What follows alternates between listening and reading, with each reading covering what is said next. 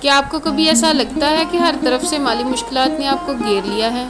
ایسا لگتا ہے کہ دولت آپ سے دور بھاگ رہی ہے؟ اگر آپ نے ایسا محسوس کیا ہے تو گھبرائیں نہیں، آج ہم آپ کے لیے ایک ایسا آزمودہ وظیفہ لے کر آئے ہیں جو ہزاروں لوگوں کی زندگیاں بدل چکا ہے۔ یہ وظیفہ آپ کی زندگی میں دولت، برکت اور سکون لانے میں مددگار ثابت ہو سکتا ہے۔ یہ وہ وقت ہے جب اللہ سے اپنی مشکلات کا حل مانگیں اور دیکھیں کہ کس طرح آپ کی قسمت کا دروازہ کھلتا ہے۔ اس وظیفے کا پہلا حصہ سورۃ الواقعہ کی تلاوت ہے۔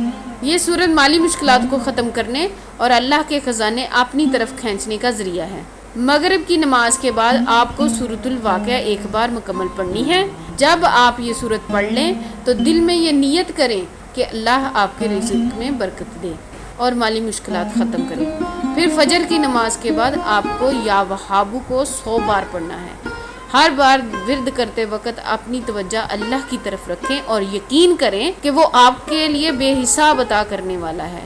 وظیفے کا تیسرا اور آخری حصہ دوبارہ سورۃ الواقعہ کی تلاوت ہے، لیکن اس بار تلاوت عشاء کی نماز کے بعد کرنی ہے۔ عشاء کے بعد آپ کو سورۃ الواقعہ 3 بار پڑھنی ہے۔ یہ عمل اس وقت کریں جب پورا دن ختم ہو چکا ہو اور آپ اپنے رب سے سکون اور دولت کے لیے دعا کر رہے ہوں۔ یاد رکھیں، آپ کی نیت، یقین اور استقامت اس وظیفے کی کامیابی کا راز ہے۔